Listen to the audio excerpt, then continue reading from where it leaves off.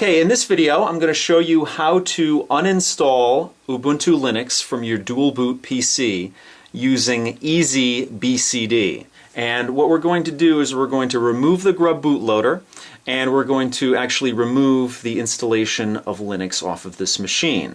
Now, if you've watched any of my previous videos on Ubuntu or dual booting your PC with Windows 7 and Ubuntu, you'll know that you end up with this grub bootloader that you see in front of you.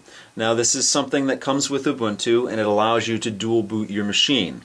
And what happens is when you turn your computer on, this is the first thing that you'd see if you have a dual boot machine. The first selection up here is Ubuntu, and you can load into it, or you can do nothing, and the default is just to load into Ubuntu after I think it's either 5 or 10 seconds. If you want, you can move the cursor down and go down to Windows 7 and click on that and boot straight into that. So let's first start by booting into Windows 7 and installing EasyBCD1087. So let's get started. Okay, I logged into my computer and I brought up my Chrome web browser and I went to download.cnet.com. And if at all possible, I like to download my files from there because they're vetted and they are virus free. So I'm here at download.cnet.com, or it's actually also download.com, and I'm going to go up to the search box up here and I'm going to look up Easy, E-A-S-Y, B-C-D. And I'm going to click on that, and the first selection down here, EasyBCD, I'm going to download that. I'm going to save the file here, and then I'm going to double click on the exe file here. I'm going to run it. Click yes. Okay, safe, trusted, and spyware free. That's why I download from download.com. Anyway, EasyBCD, welcome to the CNET download.com installer. This will download and install your software. Click next step below to continue and start your download. CNET secure download. I'm going to click on next step here, and it's basically giving me a couple of things here. Better web browsing with start now toolbar. I don't really want any toolbars. I just want to continue with this download here. It's a 2 megabyte file, so it's pretty small. Thank you, your download is complete. Your software has been successfully downloaded. Click install now. Okay, I'm just going to walk through this installer here, and it's just basically, clicking, agreeing to the EULA, and it asks here what you want to install. The EasyBCD core, of course, and the desktop shortcut. That's all reasonable. Let's go to next and install. Okay, now down here, if you'll notice, I have the icon right here, which is EasyBCD 2.1. I'm going to finish this up here. Okay, so now I have EasyBCD installed, and I'm going to go down here to the EasyBCD desktop icon and double click on it and launch the program. Now this is what I'm greeted with, EasyBCD 2.1 Community Edition. Now the only reason I'm using EasyBCD is to remove the grub bootloader. Because if you remove Linux but not the grub bootloader, it's always going to be popping up when you turn on your machine. And the purpose of this video is just to remove Linux off of the machine entirely and just have it boot straight into Windows when you turn your computer on every time. So you have a couple of options here on the left-hand side, and we want to go to the second from the bottom or the sixth one down, which is BCD deployment. I'm going to click on that. And I just want to concern myself here with the lower portion of it where it says MBR configuration options. You have two selections here. It says install the Windows Vista /7 bootloader to the MBR, or install the Windows XP bootloader to the MBR. Now obviously in my situation here I'm running Windows 7, and the default selection here is install the Windows Vista /7 bootloader to the MBR. So I want to click on that if it's not clicked on, but like I said, in my situation it's already default clicked on. And I want to click on Write MBR. When I click on this, it's going to get rid of the grub bootloader. So I'm going to click on that, and it's going to do its thing here. And MBR written successfully. Okay, so that eliminates the grub bootloader. But we've got a couple more steps in this process. Now, we're going to go over here on the selection Edit Boot Menu, which is the second down, and you see Windows is the only option on here. Now, Ubuntu Linux is still on this machine, and it's still on partition number 3. What we're going to have to do in this step is down here, where it says Timeout Options, we're going to click on Skip the Boot Menu down here. Now, if you don't do this, when you turn on your machine, you're going to load into the Windows bootloader. Instead of the Grub bootloader, you're going to load into the Windows bootloader.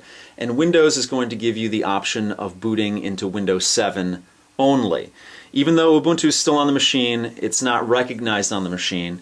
And really, you don't want to boot into a bootloader. You just want to boot straight into Windows, because we're removing all other operating systems from the machine, and we just want this machine to boot straight into Windows 7.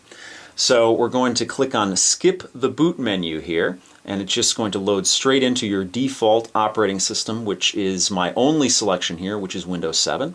I'm going to click on Save Settings here, and bootloader settings are saved successfully. And now we're pretty much done with EasyBCD. But there's one more step in this process. So we're going to click out of this, and we're going to go to Disk Management. So I'm going to go to my Start menu down here, and I'm going to go over to Computer. I'm going to right-click on Computer here, and I'm going to go down to the Manage selection here. Okay? This is what I'm greeted with, Computer Management. I'm going to go to Disk Management over here. Now here are my 4 partitions. I have a swap space over here for my swap drive for my Ubuntu Linux installation. I have my Ubuntu Linux installation here on my 3rd partition, and then I have my Windows installation here and my Windows recovery partition over here. So what I want to do is I want to eliminate both of these partitions. So what I'm going to do, I'm going to start with the swap partition first. I'm going to right-click on it, and I'm going to delete the volume down here. So I'm going to click on that, and I get a window that pops up here that says Disk Management. The selected partition was not created by Windows and might contain data recognized by other operating systems. Do you want to delete this partition? Well, in this situation, I'm getting rid of Ubuntu on this machine, so yes, I want to do that. So I'm going to click on yes, and it deleted the partition. The next thing I'm going to do over here, I'm going to do the same thing with the main Ubuntu installation here.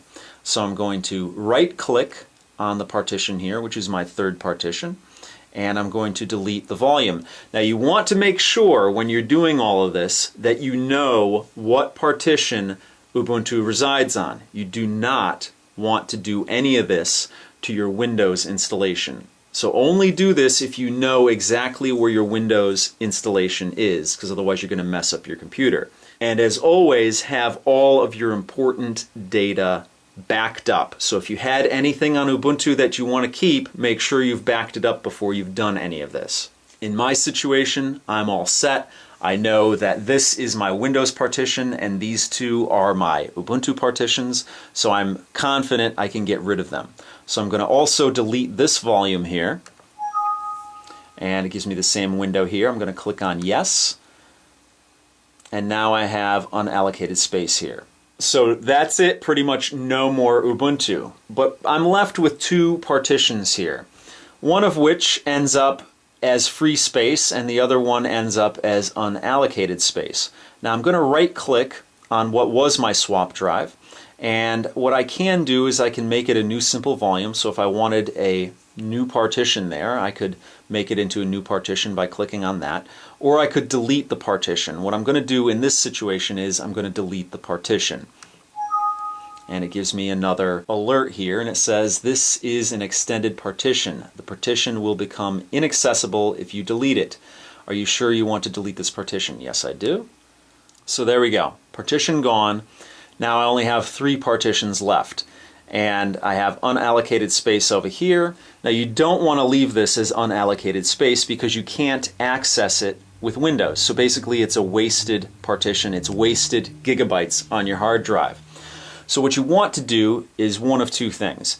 You either want to just make this another partition as your D drive or F drive or whatever you want to call it, your Z drive, it doesn't matter. If you want a different partition on your machine, or if you want to just merge this with your Windows partition, your regular C drive partition. So in this situation, what I want to do is I want to merge it with my C drive. So what you want to do is you want to right-click on your Windows, your main Windows installation here, which is in my case the C drive. And what I want to do is extend the volume. Okay, so I'm going to expand it into all that allocated space and use it up. So I'm going to extend the volume, and I'm going to go through this wizard, the Extend Volume wizard. So I'm going to click on Next. Okay, so I'm greeted with another window here. It says Select Disks. You can use space on one or more disks to extend the volume. Now it pretty much defaults to extending the volume to the maximum, which is basically using all of the unallocated space, which is 223,999 megabytes. So you can alter that if you wanted to, but in this case I'm going to use all of it. So I'm just going to use the default here, and I'm going to click on Next, and I'm going to click on Finish, and there we go.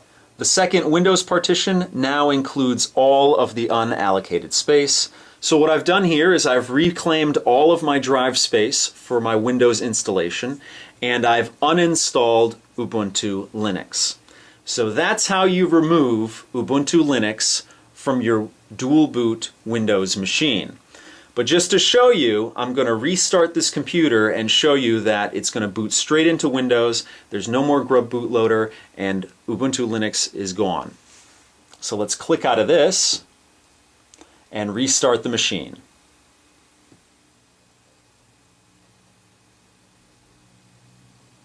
So there we go. It's booting straight into Windows, no more bootloader. So that pretty much does it for this video. If you have any questions or comments, please post them down below. If you like what you see, please thumbs up and subscribe. So that pretty much does it for now. I will see you guys next time.